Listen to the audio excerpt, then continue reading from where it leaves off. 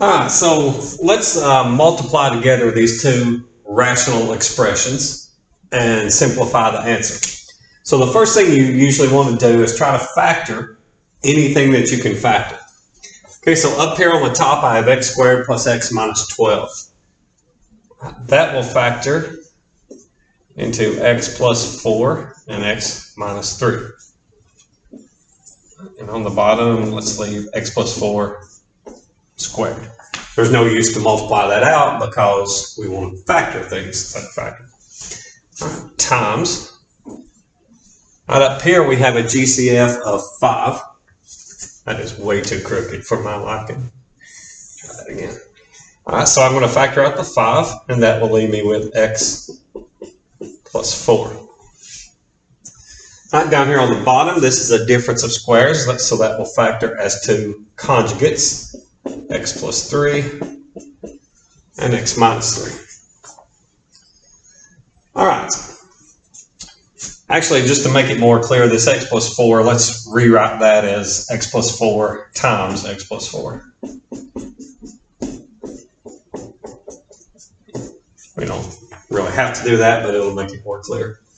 Alright, now let's simplify some things that we can simplify. So those cancel, assuming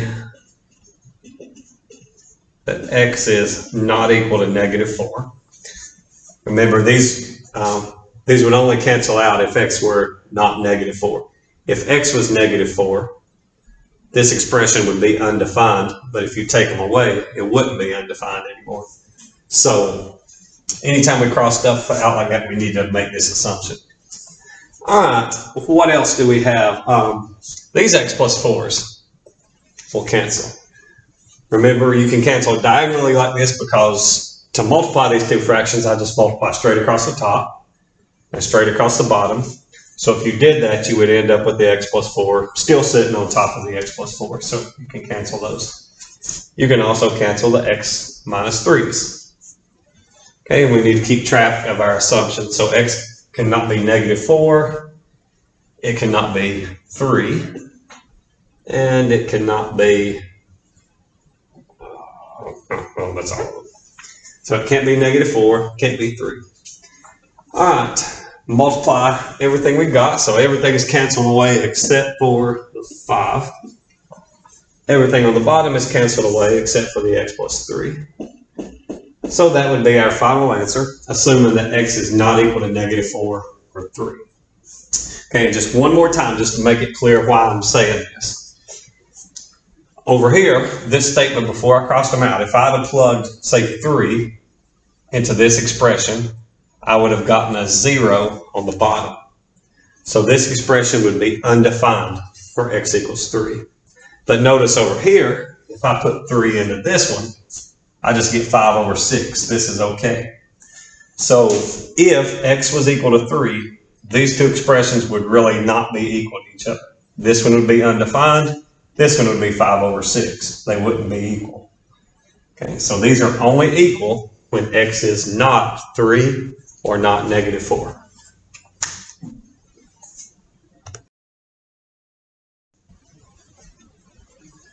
All right, so let's try to simplify this rational expression.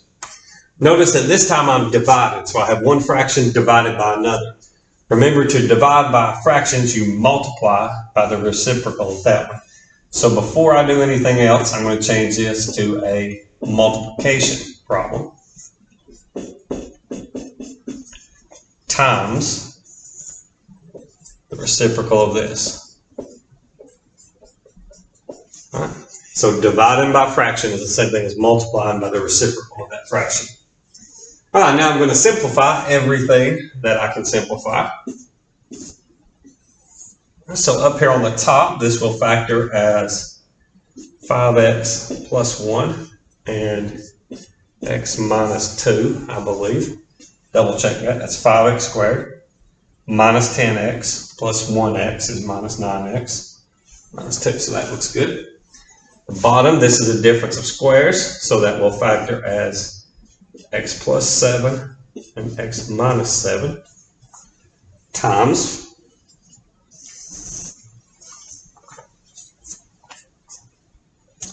Well, I made that one too easy. I meant to multiply that out for you.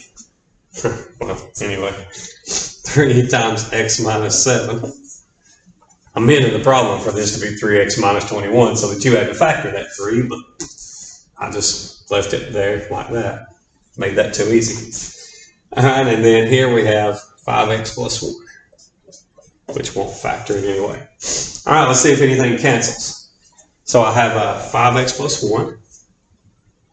5x plus 1. All right, so let's make our assumptions. So assuming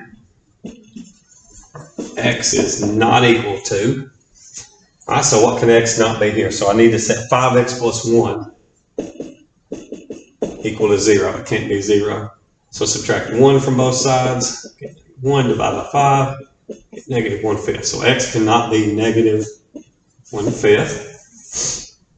All right, x minus 7, those cancel.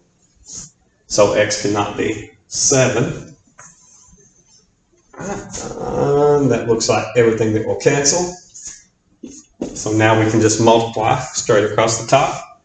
So we have 3 times x minus 2.